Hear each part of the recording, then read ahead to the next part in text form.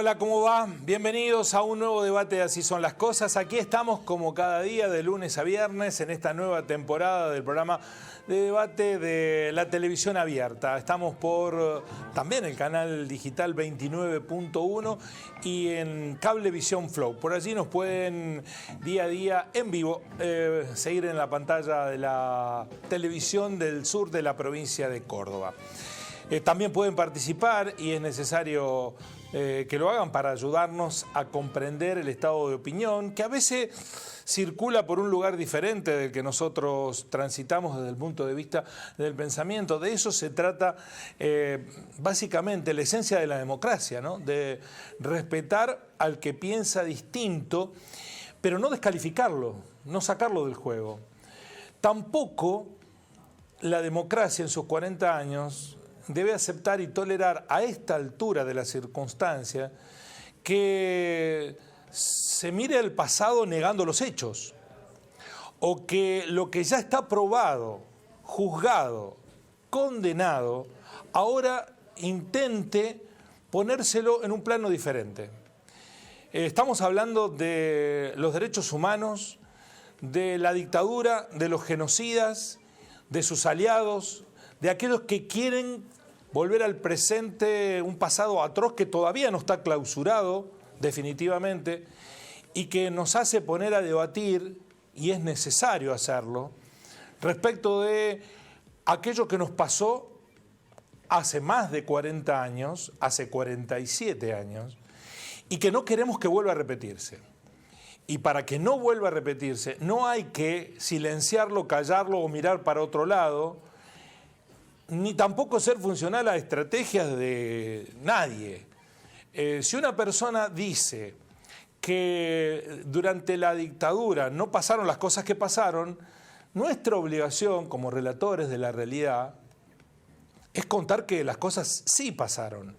Y si hay una generación que no estuvo presente y que no leyó y que por diferentes razones no tiene dimensión de lo que le pasó a la Argentina entre 1975 y 1982, y lo pongo en 1975 porque los hechos comenzaron antes, con la actuación de la AAA. No estaban los militares todavía, pero sí la AAA empezó a sembrar la semilla del odio, la violencia, la muerte, la persecución, la detención y la descalificación del otro.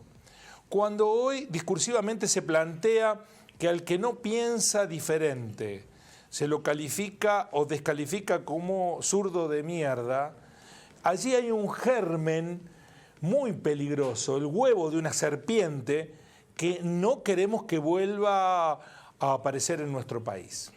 Y lo decimos desde el lugar que ocupamos, mínimo, insignificante en la escena social, pero lo vamos a hacer una y otra vez. No somos funcionales a una estrategia electoral porque hoy se está planteando, bueno, pero si vos respondés en esta circunstancia, lo que haces es poner a los provocadores en el primer plano. Bueno, no es mi problema. Lo que yo tengo como obligación es advertir que esto no puede volver a suceder en la República Argentina. Los invitados que tenemos hoy van a hablar de derechos humanos, porque de eso sí se habla. Y los derechos humanos son los derechos de todos, nadie los está negando.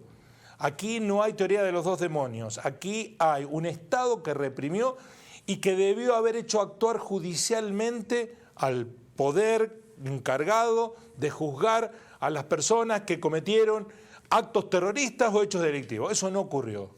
Se empoderó a un grupo de personas en el Estado para que hicieran lo que hicieron. Ellos mismos admitieron en 1978 que las víctimas de la dictadura eran 22.000. Los propios militares en los archivos desclasificados por la CIA, a esa altura, en el 78, llegó hasta el 82 la dictadura militar. 4 años después, aún seguían desapareciendo gente, aún seguían matando, aún seguían encarcelando. ¿Hay que hablarlo? Sí, hay que hablarlo. Es necesario que lo advirtamos porque quiero comenzar con una referencia, antes de presentar a los invitados, que hoy el mundo está hablando de esto. El mundo está hablando de esto.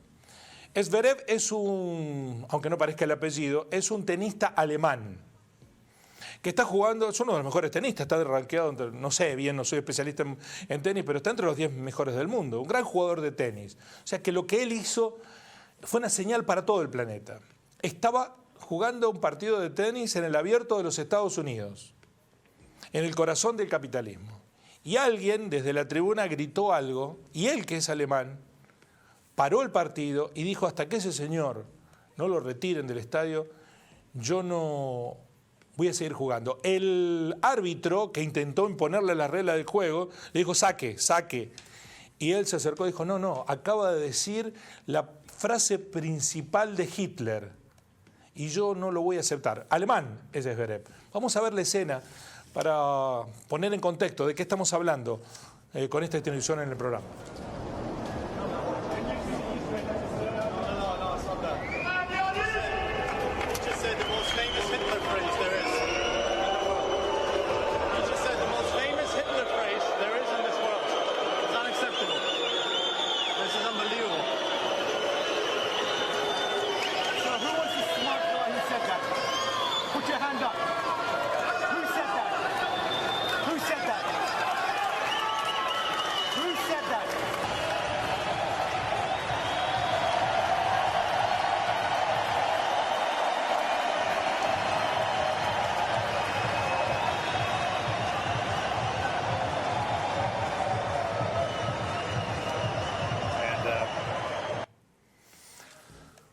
Un gran gesto de un alemán que sabe no estaba, por supuesto, en la época del nazismo, pero sabe claramente lo que pasó con los nazis. ¿Qué le había gritado Alemania o alemanes por encima de todos?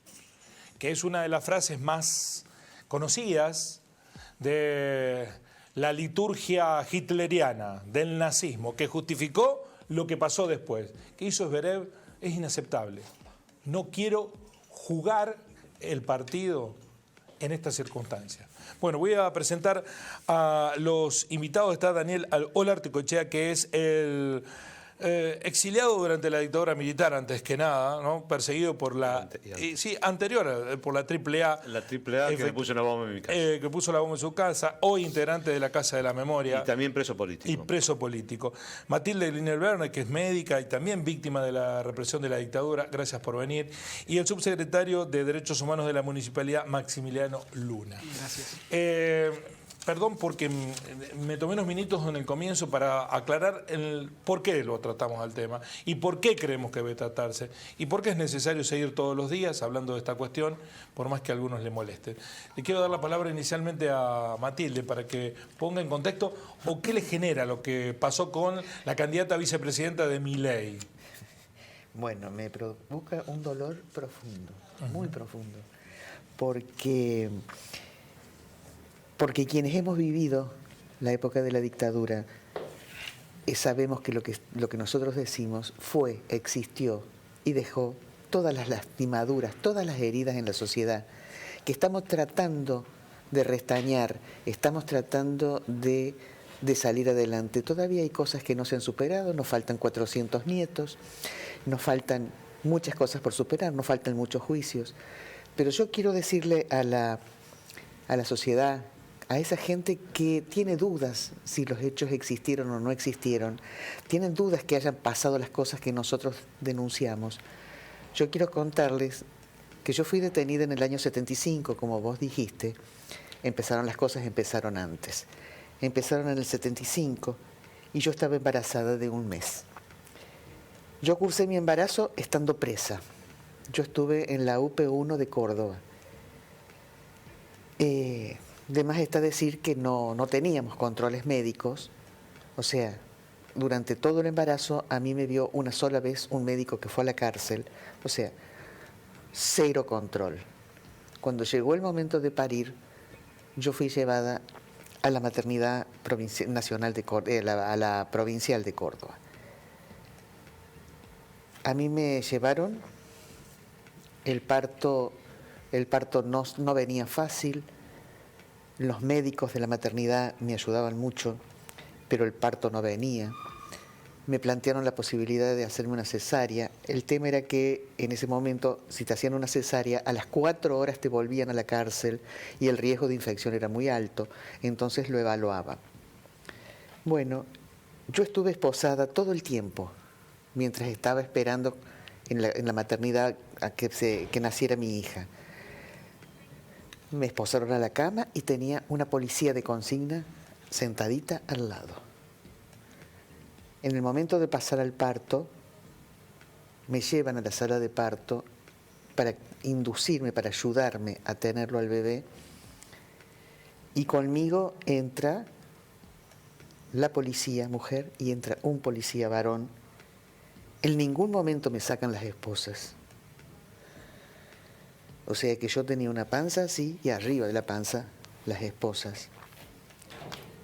Me pusieron una pistola 45 en la cabeza y de esa manera fue mi parto.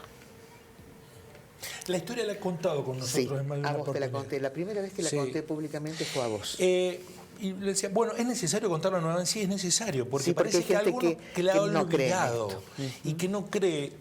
Y cree que esto fue algo igualitario, que había grupos terroristas que existieron, con actos subversivos que existieron, y que había responsabilidades que debían ser juzgadas y que no fueron juzgadas, esas responsabilidades, como ocurrió en otros países del mundo. Cito, por ejemplo, lo que ocurrió en Italia, en las Brigadas Rojas, que eran organizaciones terroristas en los años 70 en Italia. Incluso mataron a un conocido, no recuerdo si era premier, o era un conocido político, Aldo Moro, lo mataron. De la democracia cristiana. De la democracia cristiana, efectivamente. Y ahí no hubo golpe de Estado. Lo que hicieron, persiguieron a las organizaciones subversivas, terroristas, las detuvieron, las juzgaron, las mandaron a la cárcel. Eso ocurrió en países civilizados. No hubo dictadura. Nosotros somos descendientes de italianos, los italianos son viscerales como nosotros, pero no interrumpieron la democracia para juzgar a las organizaciones terroristas. Esa es la diferencia, nosotros no fuimos juzgados. Claro, es que nosotros no tuvimos derecho al juicio. Explicar. Y esto es lo que pasa cuando Victoria Villarruel está reivindicando a los genocidas e igualando la acción terrorista con la acción del Estado. Porque esto es lo que motivó la discusión que vamos a intentar tener, un intercambio de ideas en torno de esta cuestión.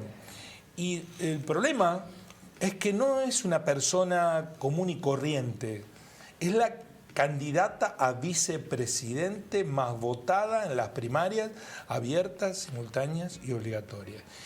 Y esto decía cuando en la legislatura porteña, un lugar que cuando vino la dictadura estaba cerrada, porque cerraron todos los parlamentos, la representación del pueblo. Vaya paradoja, fueron al lugar donde la dictadura había cerrado para expresar una reivindicación indirecta o directa a los genocidas. ¿Qué decía Villarruel? Buenas tardes a todos. Quiero agradecer muy especialmente la presencia de las víctimas del terrorismo, muchas de las cuales están acá y están desde hace más de 40 años sufriendo el dolor más indecible, que es que tu propio país te niegue. Así que un fuerte aplauso para todas ellas.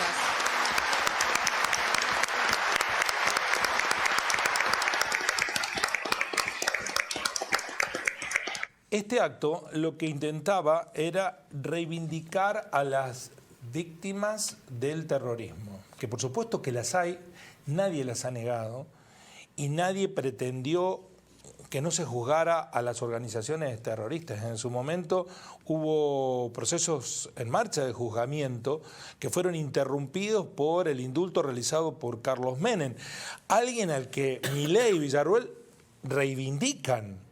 Quieren parecerse al menemismo, ese que con indulto liberó a los terroristas y liberó también a los genocidas. Este es un acto de provocación, es que está empezando a emerger nuevamente el partido militar. ¿Cómo lo ven, Daniel? Yo lo que hago es un análisis en un principio, y si me permitís un momento, de lo que significa el del terrorismo de Estado, la apología del terrorismo de Estado y los delitos de lesa humanidad. Y voy a la ley 584 de 1985, que aprobó la Convención sobre la imprescriptibilidad de los crímenes de guerra y de los crímenes de lesa humanidad, adoptado por la Asamblea General de la Organización de las Naciones Unidas en fecha, y atención a esta fecha, 26 de noviembre de 1968, y puesta en vigencia en el 70. Argentina no se había adherido, y por decreto del 579-2003, publicado en el Boletín Oficial el 13 de agosto del 2003 por el presidente Kirchner, es cuando Argentina adhiere a esta situación. Y por lo tanto es legislación positiva y los jueces tienen la obligación de aplicarlo. Quiero aclarar esto, porque aquí no estamos hablando de venganza, estamos hablando de justicia. Se aplica la justicia. ¿Y con quién? Con los jueces naturales. No se ha designado un tribunal específico para que juzgue. Se ha designado a los propios tribunales naturales que tocan y los tribunales compuestos por los jueces que están designados ya. Es decir, no hay ninguna situación de privilegio, es un juicio, hay que llevar la prueba, hay que demostrar los delitos que se han cometido, si se demuestran, se condena, y si no se demuestra, no se condena. Quiero aclarar esto porque desde el punto de vista de lo que se dijo ayer, al parecer la teoría de los dos demonios implica de que se está juzgando a uno y a otros no.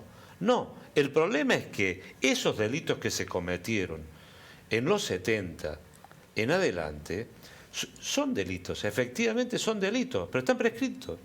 En cambio, estos, porque son delitos que ocurrieron durante el terrorismo de Estado, es decir, el Estado usando el terrorismo para detener, para secuestrar, para raptar niños, para violar. Todas estas cosas que hicieron con el terrorismo de Estado, todo el Estado detrás de esas situaciones, es lo que justifica la imprescriptibilidad. Y esto no lo dice Argentina. A Argentina se adhiere a algo que dice las Naciones Unidas, que son todos los países del mundo. Hay que tenerlo en cuenta esto cuando intentamos explicar y decir el porqué de todas estas situaciones. Todo tiene un porqué, pero esta la tiene y más. Y es un porqué jurídico, legal, pacíficamente aceptado por los tribunales desde el punto de vista de la jurisprudencia. ¿Cree que se instaló este debate como un acto de provocación? Porque se sabe que esto divide aguas en la sociedad, buscando consolidar votos o cosechar votos. Sí, yo creo que es un discurso fácil en el cual no se explica todo esto, para nada. Simplemente se dice de que hay una distinta balanza para unos y una distinta balanza para otros. Se lo explica de una forma muy simplificada y para quienes no vivieron, y aquí sí que me puedo hacer nos podemos hacer una autocrítica, no está suficientemente explicado todo esto. Lo hemos ido a explicar muchas veces a colegios, lo hemos ido a explicar a distintos ámbitos, pero seguramente de que hemos fallado en alguna cuestión, de que no está suficientemente explicado para que reaccione la gente y vote. La gente no tiene la culpa, la gente vota lo que quiere y lo que desea. No le echo la culpa a la gente, pero probablemente los que vivimos esto y sabemos lo que es un centro clandestino de detención, donde yo lo pasé en la D2 en Córdoba, el desastre que es eso, el shock traumático que provoca lo que acaba de decir Matilde, o lo que hemos vivido en un centro clandestino de detención, bueno, esto no está suficientemente explicado y tendremos que darnos muchas más posibilidades para explicarlo. Bueno, desde el área de los derechos humanos, ¿cómo se ve? Da la sensación que se han retrocedido varios casilleros en esta búsqueda de verdad, justicia, memoria. Sí, bueno, en primer lugar, Guillermo, agradecerte por la invitación, por el espacio y por promover el debate. Y suscribo cada una de tus palabras en la editorial del inicio. Yo sí creo que hay una estrategia, o por lo menos sospecho, producto de la historia y la trayectoria de Victoria Villarroel, sus vínculos históricos con quienes han sido responsables del genocidio cometido por la última dictadura. Creo que hay una estrategia política de, cuanto menos, relativizar la verdad histórica que construimos en los juicios de lesa humanidad, que construimos en estos 40 años de democracia, y que ha sido fundamentalmente gracias al trabajo del organismo de derechos humanos y que el Estado se sumó tarde, pero llegó y hizo su aporte fundamental, como dijo Daniel, a través de la justicia ordinaria para construir esta verdad histórica que es faro en el mundo. El otro día en la Casa de la Memoria vino a visitarnos un arqueólogo español que justamente nos decía esto. Nosotros en España, en Europa o en el mundo no existe lo que ocurre en Argentina. No tenemos las políticas de memorias consolidadas como Argentina y nos mostraba cierta envidia. Fue antes de la elección, de las primarias. Bueno, evidentemente con el resultado posterior, estas declaraciones y estas acciones, eso se relativizó, ¿no? Yo creo, Guillermo, que es necesario, obviamente, que nosotros hagamos una autocrítica en general, todos aquellos que estamos dentro del pacto democrático, especialmente quienes tenemos responsabilidades políticas, quienes defendemos el sector público, no tanto porque creo que es una provocación electoral o política en las declaraciones de Villarroel, sino más bien creo que debemos abrirnos y promover el encuentro, el diálogo con aquellos sectores que se hacen eco, que son trabajadores, jóvenes, jubilados, comerciantes, empresarios, que evidentemente encuentran en cierta identificación en estas declaraciones. Aquí hay algo muy interesante que lo dejo como pendiente tenemos que hacer una pausa ahora breve para charlar después de la pausa, que está ligado con cierta idea naif. Lo he visto con algunos periodistas, también dice, bueno, pero la gente está preocupada por la inflación, el aumento de los precios, que no llega a fin de mes. ¿Por qué nos metemos a discutir lo de los 70? Bueno, porque me parece que también hay una cuestión de prioridades, porque vos no podés discutir la inflación ni quién se lleva la parte de la torta si lo que te propone como modelo para gobernarte el país te mete preso, te mata o te persigue, ¿no? Así que me parece que me sorprende a algunos periodistas que por otra parte se dicen progresistas, ¿no? O identificados con lo que se supone es el campo popular, y dicen, no discutamos esto porque la gente quiere discutir la inflación que no llega a fin de mes. Creo que fue, hago memoria, el periodista Pedro Brieger, que hacía una reflexión en este sentido frente a los dichos de Jorge Asís, que así decía, bueno, pero no hay que creerle mucho a Milei porque lo que dice es una cosa y después lo que va a hacer otra.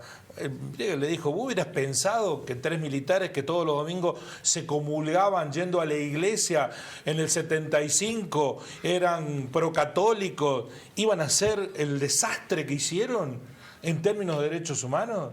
¿Qué vamos a esperar? ¿Que ocurra por la propia decisión de Milei, de la vicepresidenta, si es que llegan, para después lamentarnos de eso? ¿Cómo se logra generar un debate que ponga en valor la vida? Porque al fin de cuentas, ¿de qué vale la inflación o la no inflación o la pobreza si lo que está en riesgo es una libertad básica, que es la de vivir? Cuando uno dice esto, lo que te reprochan es, bueno, pero me parece que están magnificando el asunto. Yo era chico, no recuerdo, pero sí creo haber sentido en mi casa que había como alivio que habían llegado los militares. Es más, te cuento, mi mamá, yo estaba presa, y mi mamá fue contenta a la cárcel a decirme, por fin, Matilde, vinieron, asumió Videla, vamos a estar bien. Cuando después mi mamá no sabía cómo hacer hacía chilenita en el aire, después cuando se dio cuenta lo que eran los milicos. Pero mi mamá, con una hija presa, estaban contentos porque los militares venían a poner orden. ¿Cómo hacemos para tratar de que eso que se ha instalado, equilibrarlo con el discurso de lo que pasó y lo que no debe volver a pasar? Lo charlamos después de la pausa. Brevemente ya volvemos y esperamos sus opiniones en acuerdo o en disidencia. Como siempre, en Así Son las Cosas.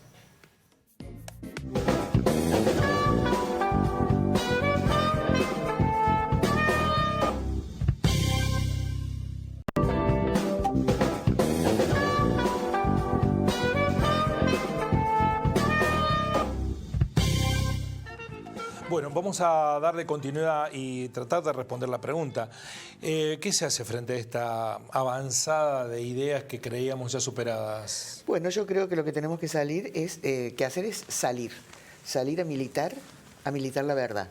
Salir a hablar, no esperar que sea el 24 de marzo o el día de los lápices o la noche de los lápices, o sea, salir y militar esta verdad, porque es la verdad, lo que pasó en el país, salir todos los días, tratar de que se generen situaciones como la que vos estás generando, que nosotros podamos explicar lo que es los delitos de lesa humanidad, por qué nos prescriben. Explicar qué son las abuelas de Plaza de Mayo, qué significaron las abuelas que hoy la han denostado a la Estela ayer, disfrazada, una viejita disfrazada, ¿viste?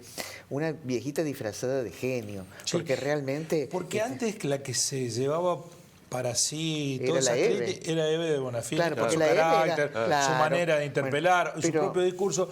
Pero en el caso de Estela y Carlotto parecía estar salvada. A propósito de lo que acaba de decir, doctora, después del acto reivindicatorio que organizó en la legislatura de Buenos Aires, Villarroel, en una entrevista con La Nación Más, así calificaba o descalificaba a Estela de Carlotto.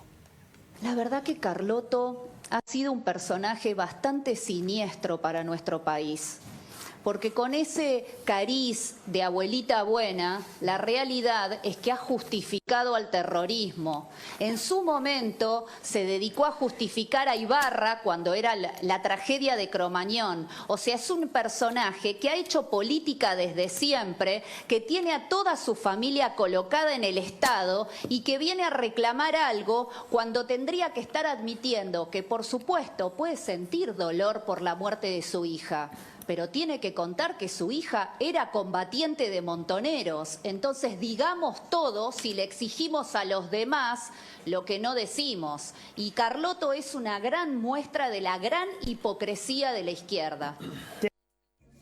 Es paradójico, ¿no?, lo que dice Villarroel, porque dice, Carlotto ha ubicado todo lo suyo del Estado. Ella es diputada nacional, o sea, vive del Estado.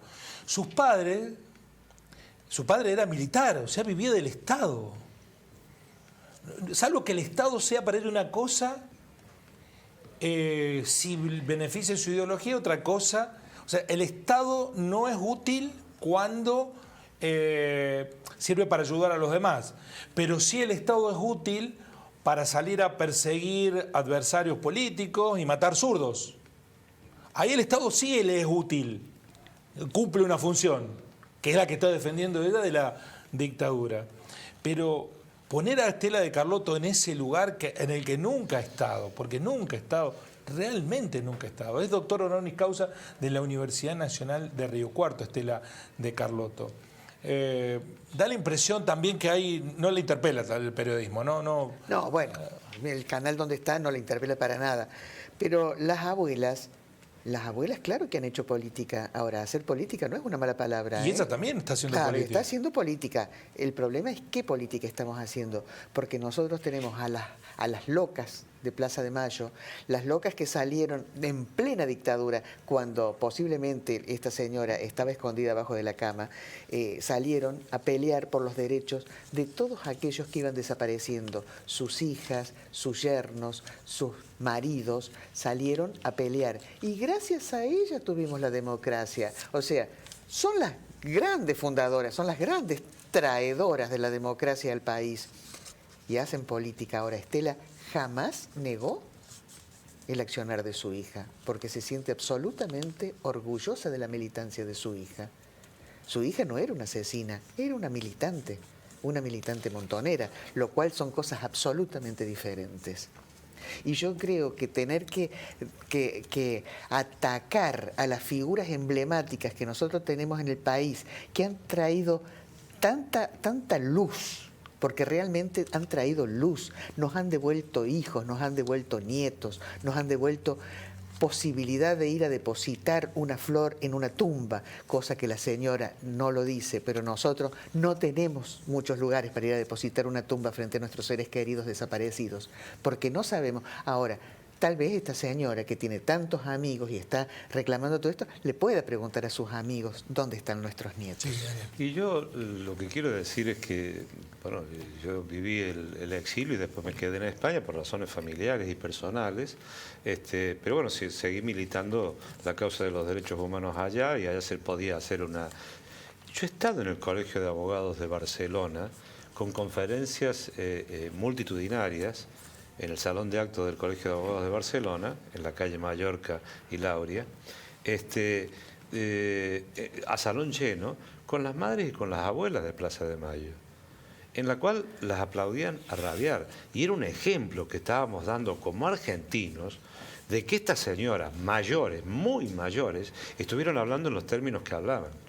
En los términos que hablaban de condena al terrorismo de Estado, de condena por los abusos y las barbaridades cometidas por la dictadura. Era toda una denuncia una detrás de otra. Pero es que después tuve la oportunidad de charlar con Nora Cortiñas y no me acuerdo las otras 2 o 3 más que estaban allí, y realmente te transmitían una voluntad, un coraje y una energía impropia de la edad que tenían.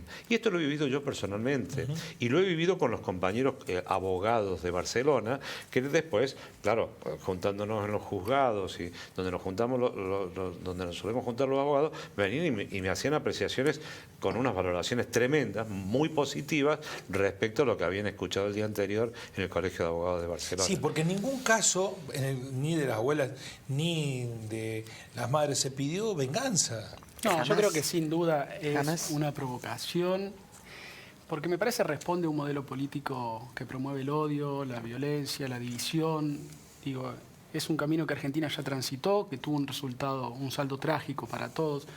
Yo creo, Guillermo, que Bueno, hoy, mi perdóname tarea... que te interrumpa más, por hoy en su paso por Río Cuarto, Patricia Bullrich volvió a ensayar la idea de que Schiaretti tiene que bajar su candidatura para hacer desaparecer al kirchnerismo. Porque si no, el kirchnerismo va a quedar agazapado. Ya admite que va a ganar en la provincia de Buenos Aires. Dice, ¿van a seguir ahí en la provincia de Buenos Aires? Bueno, es la democracia, Patricia Bullrich. Bueno, yo juntemos creo que- plata y paguémosle un psiquiatra. Porque Creo ya que más basta, allá de la ¿viste? Ya discusión basta. partidaria Es dicho electoral... de otra manera, es más o menos lo mismo, la eliminación del adversario Sí, político porque a vos no te gusta. Exactamente, es lo mismo. Creo que hay que...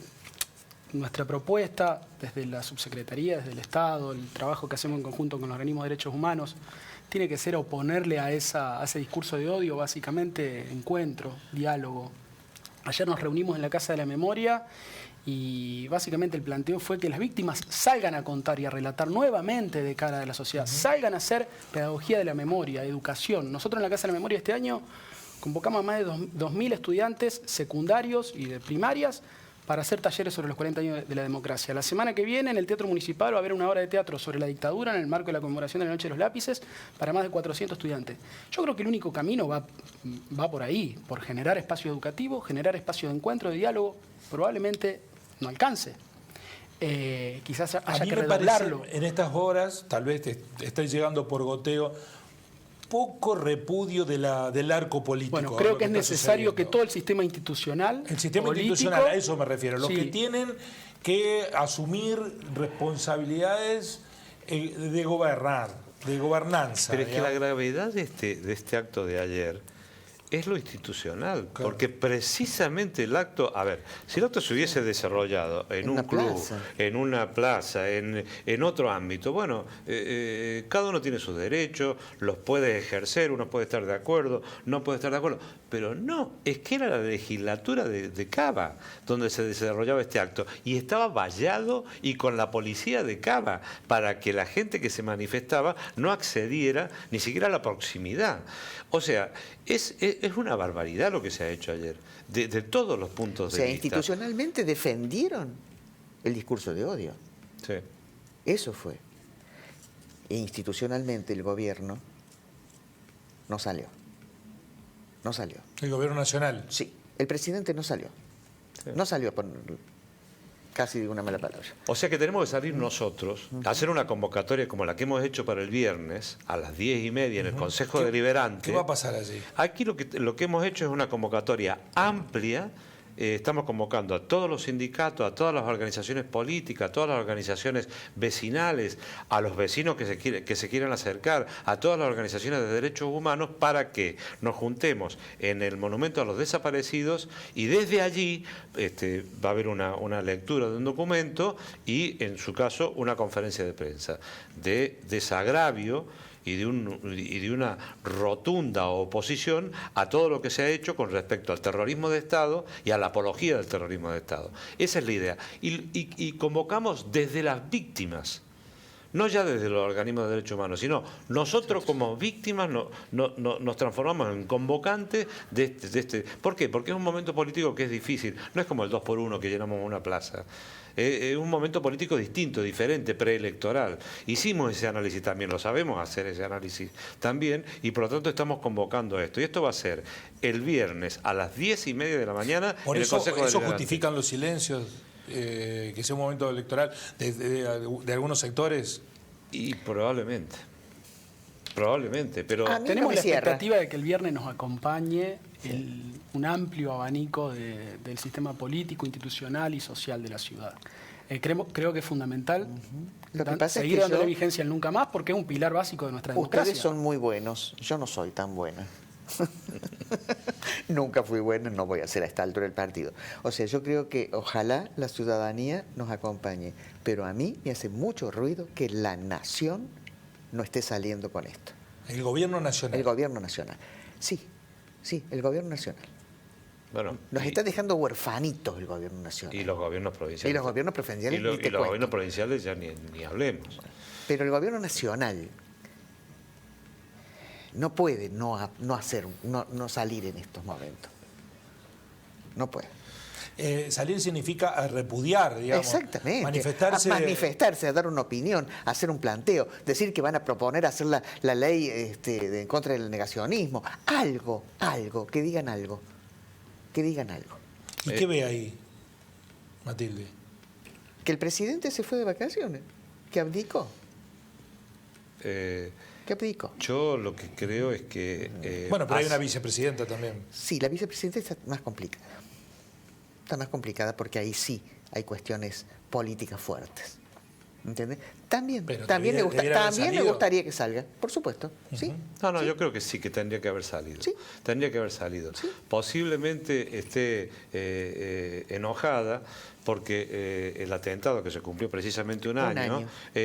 Resulta que la repercusión que ha tenido, tanto desde el punto de vista judicial como desde el punto de vista de la gente popular, ha sido escaso. Y vimos una pistola en la cabeza de una vicepresidenta que gatillaron 2 veces. No es que vimos una película en la cual nos contaron de que pasó esto y pasó. No, lo vimos todos, porque salió en directo. Yo lo que creo es que lo que ha hecho este tenista, este ejemplo que acabas de poner, es un ejemplo claro de lo que ha pasado. Alemania, desde que es Alemania, después de la Segunda Guerra Mundial, incluyó en el Código Penal el delito de la apología del nazismo. En este caso, de la apología del... Y lo ha aplicado permanentemente hasta ahora. Lo ha seguido aplicando. Y ahí está la educación. Sí, está la educación, eso quería decir. Es un hombre, es un chico, lo conozco muy bien como tenista, es un gran tenista, es un chico de 21 años, creo, 22 años como mucho. Y bueno... Pero a mí me sorprendió porque el árbitro, que no se dice árbitro, yo le digo árbitro, pero... Umpire. Exactamente. Al principio lo mandaba a sacar, saque. Claro. No dice, no está entendiendo lo que está pasando, Claro. porque en realidad no estaba entendiendo. Y seguramente hay un negocio que impone el ATP y todo eso. Exacto. Pero terminó el propio árbitro diciendo, no, la verdad que si el propio tenista dice, che, esto no se puede gritar. Algo que en las canchas argentinas se grita casi permanentemente, ¿no? En distintos ámbitos. Y, por ejemplo, el racismo en las Sí. canchas de fútbol, no Argentina también, pero en todo el mundo ha habido partidos que se han tenido que suspender o que se han tenido que parar, porque ha habido un jugador que ha salido y ha dicho, yo no sigo jugando, yo me voy de acá. Y lo han tenido que parar y lo han tenido que agarrar. Hago una analogía. Hago una analogía con respecto a este tema, ¿no? Pero me parece muy bien. Entonces, tomemos el ejemplo alemán, que es un ejemplo para toda la gente, para todos los países. Así como las Naciones Unidas en el año 68 declaró la imprescriptibilidad, no es algo nuevo, no es algo del kirchnerismo, viene de mucho antes, lo mismo podemos hacer nosotros acá. Este gobierno lo dijo que lo iba a hacer y no lo ha hecho. Maxi, ¿la municipalidad va a participar del acto del viernes? Yo voy a estar, convocando? sí, como subsecretario de Derechos Humanos, integrante de la Comisión Municipal de la Memoria, porque es una decisión que tomamos de manera colectiva en esa mesa plural. Y bueno, porque creemos que es importante nuevamente fortalecer el debate público a través del testimonio de las víctimas. Así que bueno, allí vamos a estar y esperamos que tener una importante compañía y asistencia del resto de los actores políticos e institucionales de nuestra ciudad. ¿Este corrimiento hacia la derecha, Matilde, del electorado, hace que haya algunos silencios? Porque en la provincia de Córdoba, Schiaretti y Carlos Gutiérrez, por ejemplo, fueron perseguidos de la dictadura. Yo creo que fue un error histórico que hayan sido perseguidos y que hayan estado presos. ¿Por qué? Honestamente. Porque Matilde, cállate. Porque evidentemente... No tiene por qué callarse. No, yo me tengo que callar. Porque consecuentemente han sido coherentes con la posición que tienen ahora.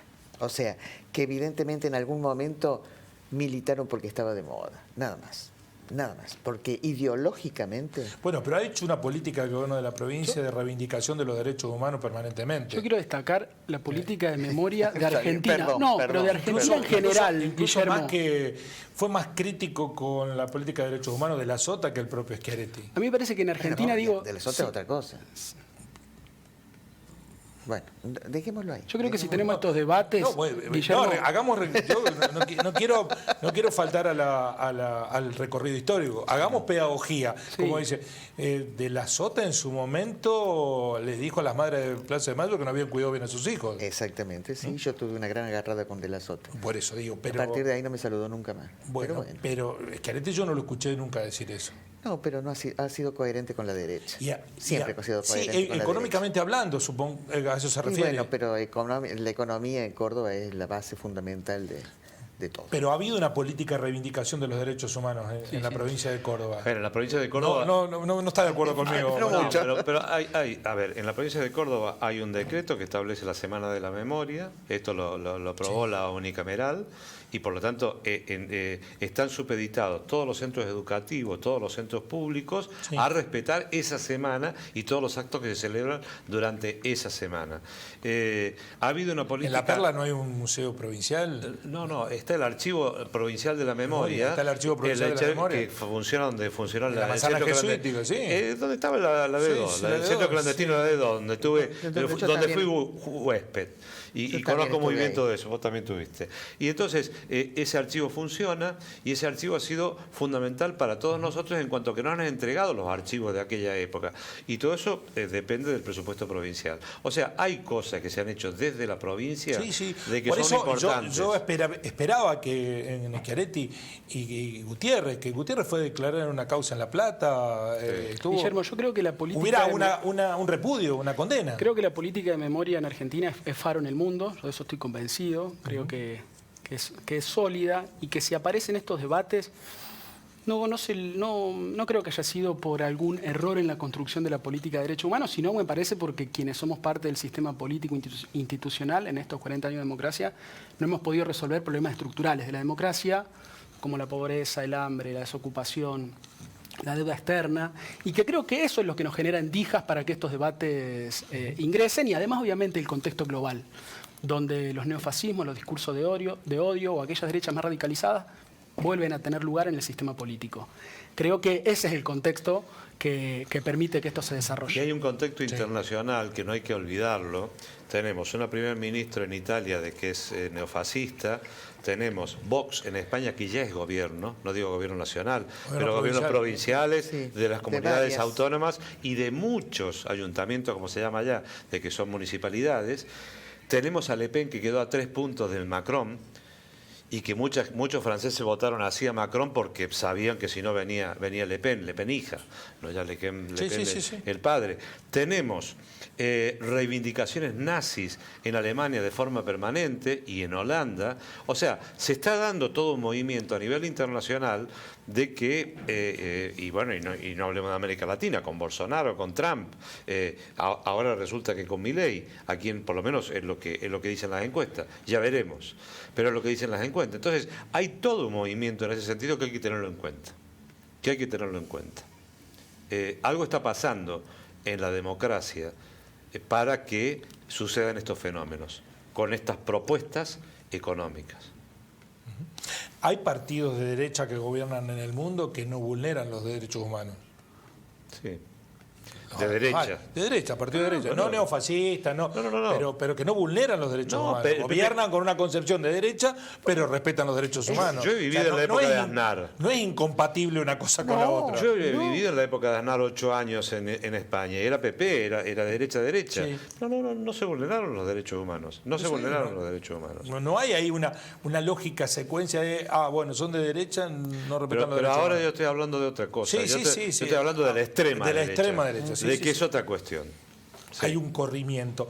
¿Qué le dicen a los descreídos que siguen dudando de lo que pasó hace 47 años?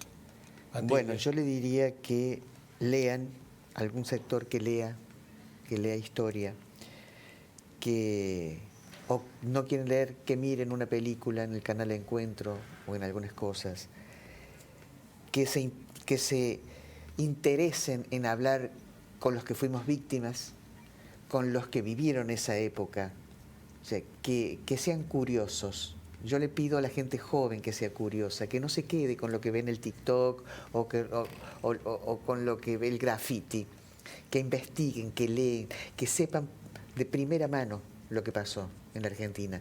Porque yo antes del programa hablaba con alguien y le decía, nosotros fuimos víctimas, tenemos 30.000 compañeros desaparecidos, más o menos unos 10.000 estuvimos presos, tenemos una cantidad impresionante de compañeros en el exilio, muchos compañeros muertos.